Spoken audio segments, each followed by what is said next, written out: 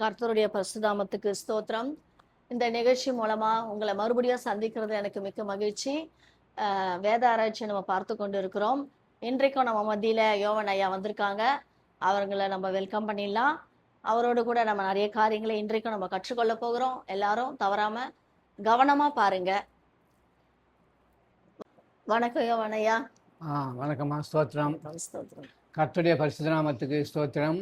இப்போ நம்ம பைபிளில் ஆண்டவராக இயேசு கிறிஸ்து குறித்து என்ன சொல்லியிருக்குன்னு சொல்லி சமஸ்கிருதத்திலிருந்து நம்ம சில காரியங்களை நம்ம தொடர்ந்து பார்த்துட்டு வரோம். இன்றைக்கும் நம்ம அதில் ஒரு 2 வரிகளை பார்க்க போகிறோம். அதுக்கு முன்னாடி ஒரு வார்த்தை என்னன்னு சொன்னாக்கா, ஆண்டவராக இயேசு கிறிஸ்து இந்த உலகத்தில் அவர் பரலோகத்தில் இருக்கக்கூடிய அந்த தேவன் இந்த பூமியில் சாதாரண ஏழை மனிதனாய் பிறந்து உலகத்தில் எல்லோருடைய பாவங்களுக்காகவும் தன்னை சிலுவையில் ஒப்பு கொடுக்கப்படுவார். சிலுவையிலே அவர் 5 காயங்களை ஏற்றுக்கொள்வார் என்று சொல்லி வேதத்தில் கொடுக்கப்பட்டிருக்கு. அதே போல அவர் 5 காயங்களை ஏற்றுக்கொண்டு மறித்து 3ஆம் நாள் உயிர்த்தெழுந்து வந்தான்னு சொல்லி பார்த்தோம். அதே போல் அவருடைய சிரசிலே பரிசு கொடி சுற்றப்படும் என்று சொல்லி போடப்பட்டிருந்தது சமஸ்கிருதத்தில். அதுதான் வேதத்தில் முள்முடி சூழப்படும் என்று சொல்லி நாம் பார்த்தோம். இன்றைக்கு வேதத்தில் கூட ஆண்டவர் சொல்லியிருக்காரு. அப்போஸ்தலர் 17ஆம் அதிகாரம் 28ஆம் வசனத்தில், உங்கள் புலவர்களிலும் சிலர் நாம் அவருடைய சந்ததியார் என்று எழுதியிருக்கிறது என்று சொல்லியிருக்கிறத பார்க்கணும். அப்போது ஆண்டவராக இயேசு கிறிஸ்துடைய சந்ததியார், உலகத்துள்ள எல்லோருமே அவருடைய சந்ததியார் என்று சொல்லி நம்ம வேதத்தில் பார்க்கிறோம். அதை குறித்து தான் சிலர், அதாவது பாரதியார், சுத்தானந்த பாரதியார், இவங்கெல்லாம் கூட அவரை குறித்து என்ன பண்ணியிருக்காங்க, பாடல்கள் எழுதியிருக்காங்க. அந்த பாடல்களை பார்ப்போம். அதை பார்த்த பிறகு நாம் ஒரு பாடல் எழுதியிருக்கோம். அதையும் நம்ம இந்த எபிசோடில் நம்ம பார்ப்போம். அனுபந்தம் என்ற புத்தகத்தில் ஸ்ரீ சுப்பிரமணிய பாரதியார் பாடிய சுதேசி கீதங்கள் 2ஆம் பக்கம் 153ஆம் பக்கத்தில், ஈசன் சிலுவையில் மாண்டான், எழுந்துயிர்த்தனன் நாள் ஒரு 3இல், நேசமா மரியா மக்தலேனா நேரிலே இந்த செய்தியை கண்டாள், தேசத்தார் இதன் உட்பொருள் கேளீர், தேவரீர் நமக்கு உட்புகுந்தே, நாசமின்றி நம்மை நித்தம் காப்பார், நம் அகந்தையை நாம் கொன்றுவிட்டாள், அன்புகான் மரியாள் மக்தலேனா ஆவி காணுதீர் இயேசு கிறிஸ்து, முன்பு தீமை வடிவினை கொன்றால் 3 நாளில் நல்லுயிர் தோன்றும், பொன் பொலிந்த முகத்தினிற் கண்டே போற்றுவாள் அந்த நல்லுயிர் தன்னை, அன்பெனும் மரியா மக்தலேனா ஆஹா சார பொருளித்தானே, உண்மை என்ற சிலுவையில் கட்டி உணர்வை ஆணி தவங்கொண்டடித்தால், வன்மை பேருயிர் இயேசு கிறிஸ்து வான மேனியின் அங்கு விளங்கும், பெண்மை கான் மரியாள் மக்தலேனா பேணும் நல்லறம் இயேசு கிறிஸ்து, நுண்மை கொண்ட பொருளிது கண்டீர், நொடியில் பயின்றலாகும். என்ன சொல்லப்பட்டிருக்குன்னு சொன்னால், ஆண்டவராக இயேசு கிறிஸ்து சிலுவையில் அறையப்படுவார், அவர் 3ஆம் நாள் உயிர்த்தெழுந்திருப்பார்னு சொல்லி சொல்லப்பட்டிருக்கு. இதை கண்ட மகதலேனா மரியாள் என்ன பண்ணுறாங்க, மற்றவர்களுக்கு அதை குறித்து பேசுகிறாங்க சொல்கிறாங்கன்னு சொல்லி பார்க்குறோம். அவரை ஆணி கொண்டு அடிப்பாங்கன்னு சொல்லி அவர் பாரதியார் எழுதியிருக்கிறத நம்ம பார்த்துருக்கோம்.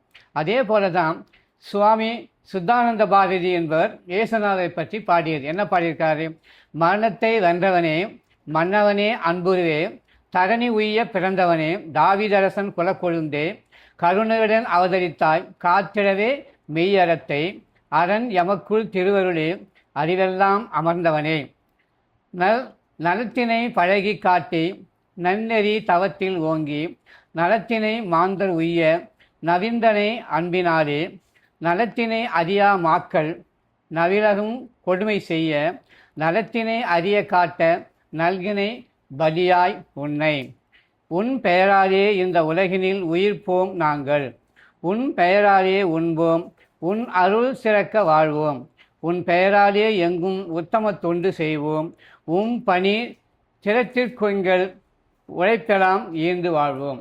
அவர் என்ன சொல்கிறாருனாக்கா, நீங்கள் உங்களை சிலுவையில் அடைஞ்சாங்க, நீங்கள் 3ஆம் நாள் உயிர்த்தெழுந்து வந்தீங்க, இந்த பூமியில் நீங்கள் பண்ணுறீங்க, நலமாக வாழ்ந்து காட்டினீங்க. அதே போல் நாங்களும் நீங்கள் சொல்கிற பாதையில் நாங்களும் வாழ்ந்து காட்டணும்னு சொல்லி எங்களுக்கு அறிவுரை சொல்கிறீங்க. இந்த பூமியில் வாழக்கூடிய நாங்கள் உங்கள் பெயரால் தான் நாங்கள் மறுபடியும் மரிச்சா கூட இந்த பூமியில் மீண்டும் நாங்கள் உயிரோடு எழுந்து வருவோன்ற நம்பிக்கை எங்களுக்கு இருக்குது. உங்கள் பெயரால் தான் நாங்கள் இந்த பூமியில் சாப்பிட்றோம், உங்கள் பெயரால் தான் நாங்கள் வாழ்ந்துட்டு இருக்கோம், உங்கள் பெயரால் தான் நாங்கள் மற்றவங்களுக்கு உத்தம தொண்டு நாங்கள் செய்வோம் அப்படின்னு சொல்லி சொல்கிறார்.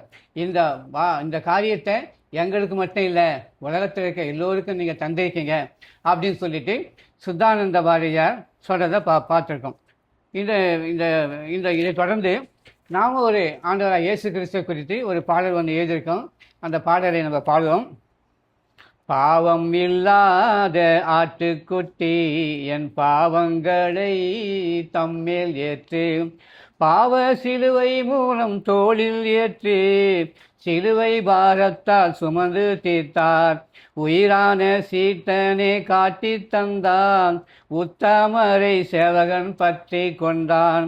உடனிருந்தோர்கள் ஓலமிட்டார், உத்தம பெண்கள் உயிர் துடித்தார். அடிக்கப்பட்டார், நொறுக்கப்பட்டார், சாட்டை அடிகளை பெற்று கொண்டார். மகிமை நிறைந்த மலர்ந்த முகத்தில் காரி உமிழ்ந்ததை ஏற்று கொண்டார். முள்மூடி சலையில் சூட்டப்பட்டார், முக்கீடம் என்றும் பரிகசிக்கப்பட்டார். தடி ஈட்டியால் தாக்கி காயங்களாக்கி குருதியை தரையில் சிந்த வைத்தார். பாவம் இல்லாத ஆட்டுக்குட்டி என் பாவங்களை தம்மேல் ஏற்று, பாவ சிலுவை மூலம் தோளில் ஏற்று, சிலுவை பாரத்தால் சுமந்து தீர்த்தார். அந்நாளில் ஆபேலின் இரத்தம் தானே தேவனை நோக்கி கூப்பிட்டது, இயேசுவின் இரத்தமும் அப்படியே தேவனை நோக்கி கூப்பிடாதாம். 5 காயங்களின் இரத்தங்களும் ஆட்கொண்டது ஐங்கண்டத்தையும், தடி ஈட்டியால் குத்திய இரத்தங்களும் தண்ணீரோடு செந்நீராய் ஓடியதே. மந்தையை மேய்க்கும் இயேசு ராஜா, எங்களுக்காய் நீர் பரிதவிக்கலாமோ? மனதளவில் நீர் நொறுங்கி நீரே, மாபாவி எனக்காய் கதறி நீரோ. பாவம் இல்லாத ஆட்டுக்குட்டி என் பாவங்களை தம்மேல் ஏற்று, பாவ சிலுவை மூலம் தோளில் ஏற்று, சிலுவை பாரத்தால் சுமந்து தீர்த்தீர். பாவம் இல்லாத ஆட்டுக்குட்டி உலகின் பாவங்களை தம்மேல் ஏற்று, பாவ சிலுவை மூலம் தோளில் ஏற்று, சிலுவை பாரத்தால் சுமந்து தீர்த்தீர். ஹல்லேலூயா, ஸ்தோத்திரம் ஸ்தோத்திரம். இப்பொழுது எழுதியிருந்த பாரதியார், சித்தாந்த பாரதியார் பாடின பாடல் மூலமாகவும் ஆண்டவராக இயேசு கிறிஸ்து இந்த பூமியிலே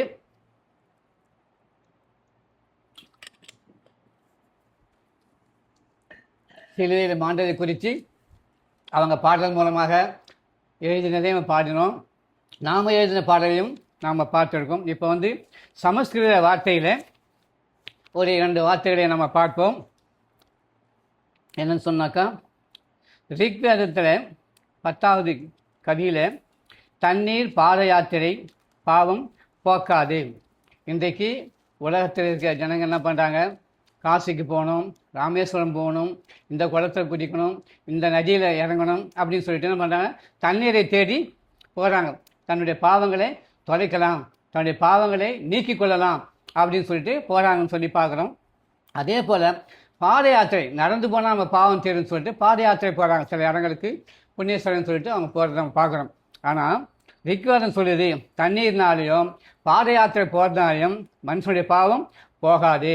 ரத்தம் சிந்துதல் மட்டும்தான் அந்த பாவத்தை மன்னிக்கப்படும் சொல்லி ஆதியிலிருந்தே அந்த காரியம், ஆடு மாடு இப்படிப்பட்ட காரியங்களை பலியிட்டு அந்த ரத்தத்தை பலிபடுத்தி தெளித்து அந்த பாவங்களை அவங்க போக்கிக் கொள்வாங்க. அப்படி தான் இருந்தது. அதைத்தான் ஆண்டவராக இயேசு கிறிஸ்து இந்த பூமியில் ஒரே தரம் உலகத்துள்ள எல்லோருடைய பாவங்களுக்காகவும் அவரே தன்னை சிலுவையில் ஒப்பு கொடுத்து 5 காயங்களை ஏற்றுக்கொண்டு ரத்தம் சிந்தி மரித்து 3ஆம் நாள் உயிர் தெழுந்து என்றைக்கும் உயிரோடு இருக்கிறார் என்று பார்க்கிறோம். ஆகையினால இனிமேல் இந்த ஆடு வெட்டுறது, மாடு வெட்டுறது, இப்படிப்பட்ட ரத்தம் சிந்ததெல்லாம் தேவையில்லை, நானே உங்களுக்காக பலியாகிறேன்னு சொல்லி தான் பலியானான்னு சொல்லி பார்க்கிறோம். பலியாகி இன்றைக்கு 3ஆம் நாள் உயிரோடு எழுந்து இன்றைக்கும் இருக்கிறான்னு சொல்லி பார்க்குறோம். அதில் நம்ம எபிரேயர் 9ஆம் அதிகாரம் 22ஆம் வசனத்தில் ஒரு வசனம் பார்ப்போம். நியாயப்பிரமாணத்தின்படி கொஞ்சம் குறைய எல்லாம் இரத்தத்தினாலே சுத்திகரிக்கப்படும், ரத்தம் சிந்துதல் இல்லாமல் பாவ மன்னிப்பு உண்டாகாது.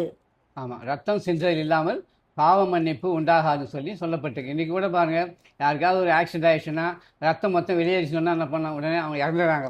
ரத்தம் கொஞ்சம் தான் இருக்குதுன்னு சொன்னால் உடனே கொண்டு போய் என்ன பண்ணுறாங்க, ஹாஸ்பிட்டல் சேர்த்து ரத்தம் ஏற்றுறாங்க, ஏற்றி உயிர் பழைக்கிறதுக்காக. ஏன்னு சொன்னால் ரத்தத்தில் என்ன இருக்குது, உயிர் இருக்குது. ஆகையினால் தான் ரத்தம் சிந்தனம், ரத்தம் உயிர் பலி கொடுக்கணும். உயிர் பலி கொடுக்கணும்னு சொன்னால் ரத்தம் சிந்தனம், ரத்தம் சிந்தனா தான் அந்த உயிரை மீட்டெடுக்க முடியும். ஆகையினால் தான் ஆண்டவர் இயேசு கிறிஸ்து ரத்தத்தை சிந்தி நம்மளையெல்லாம் இன்றைக்கி பாவத்திலிருந்தோம் சாபத்திலிருந்தோம் இன்றைக்கி மீட்டெடுத்திருக்கான்னு சொல்லி நாம் பார்க்குறோம். அதுக்கு அடுத்தபடியாக சாமவேதம் 2வது பாட்டில் தண்டிய பிரமாணம் அதில் பார்ப்போம். தெய்வம் பலியாக வேண்டும். தெய்வம் சொன்னால் உலக ரட்சகர், ஆண்டவராக இயேசு கிறிஸ்து தான் உலக ரட்சகர். இந்த உலகத்தில் மதம் மனுஷன் சொல்லிக்கலாம், நான் இந்த மதம், நான் அந்த மதம், ஏதாவது இருக்கட்டும், இந்து மதமோ இஸ்லாமிய மதமோ கிறிஸ்தவ மதமோ இல்லை புத்த மதமோ ஜைன மதம், ஏதோ எந்த மதமோ சொல்லிக்கிட்டோம். எல்லாரையும் ஆண்டவர் இயேசு கிறிஸ்து அவர் ரத்தத்தினால ஒரே மனுஷனாக தான் அவர் உண்டாக்கினார். மனுஷன்தான் மதத்தை உண்டாக்கியிருக்கான்னு சொல்லி பார்க்குறோம். அப்படி இருக்கும்போது எல்லாருக்காகவும் அவர் இந்த உலகத்தை பலியாக வேண்டும் அப்படின்னு சொல்லிட்டு அந்த சாமவேதத்தில் கொடுக்கப்பட்டிருக்கு. ஆகையினால் தான் அவருக்கு பேர் உலக ரட்சகர் என்று சொல்லி ஒரு பேர் இருக்கிறத பார்க்குறோம். அப்போது அவர் பலி எடுக்கும்போது அவர் வாக்குவாதம் பண்ணவும் மாட்டார், அவர் கூக்குரவும் மாட்டார், அவர் குரலிட்டு நம்ம அழமாட்டார். அவர் அமைதியாகவே தன்னுடைய பலி அவர் ஏற்றுக்கொள்வார்னு சொல்லி நம்ம பார்க்குறோம். மார்க்கு 8ஆம் அதிகாரம் 31ஆம் வசனத்தில் பார்த்தா நமக்கு அது புரியும்.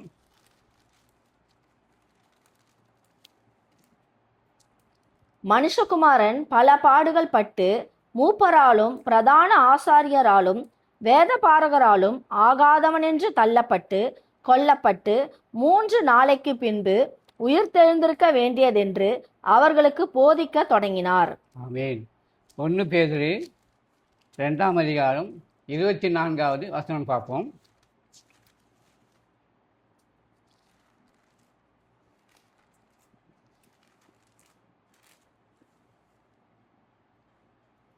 நாம் பாவங்களுக்கு செத்து நீதிக்கு பிழைத்திருக்கும்படிக்கு அவர் தாமே தமது சரீரத்திலே நம்முடைய பாவங்களை சிலுவையின் மேல் சுமந்தார், அவருடைய தழும்புகளால் குணமானீர்கள். ஆமாம், நாம் செய்கிற நீதினால் நம்ம பாவத்தை போக்கிக்க முடியாது, நாம் செய்கிற நன்மையினால் நம்ம பாவத்தை போக்கிக்க முடியாது. ரத்தம் சிந்தல் வேணுன்றதுக்காக தான் ஆண்டவர் இயேசு கிறிஸ்து இந்த பூமியில் ரத்தம் சிந்தி நம்மளையெல்லாம் பாவத்திருந்தும் சாபத்திருந்தும் மீட்டு கொண்டார். மீட்டு கொண்டவர் எல்லோரும் கர்த்தருடைய பிள்ளைகளாக இன்னைக்கு இருக்கிறோம் அப்படின்னு சொல்லி நம்ம விசுவாசிக்கிறோம் இன்னைக்கு. ஆகையினால அவர் கூக்குரட மாட்டார்னு சொன்னால் குரலிட்டு அழமாட்டார் அப்படின்னு சொல்லி பார்க்குறோம். மத்தேயு 12ஆம் அதிகாரம் 19ஆம் வசனத்தை பார்ப்போம்.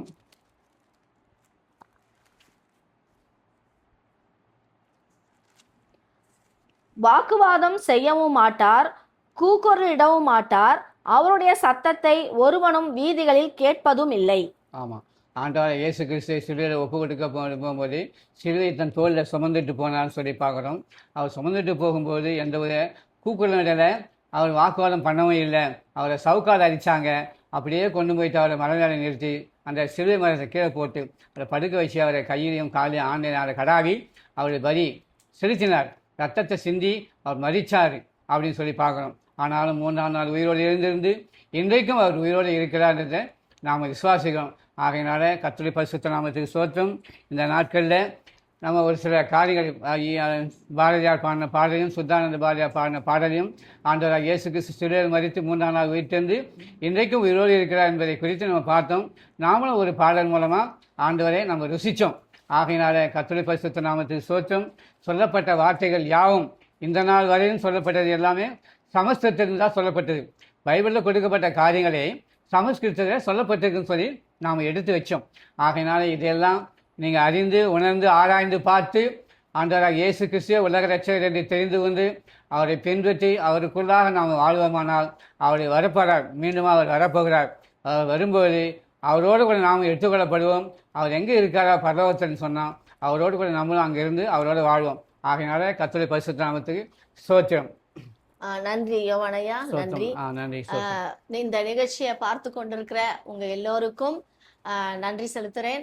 இன்றைக்கு நம்ம பார்த்த இந்த வேத ஆராய்ச்சியின் மூலமாக சமஸ்கிருதத்துல கொடுக்கப்பட்டிருக்க காரியத்தை சில வார்த்தைகளை நம்ம வேதத்தை கொண்டும் அதை ஒப்பிட்டும் நம்ம பார்த்துருக்கிறோம்.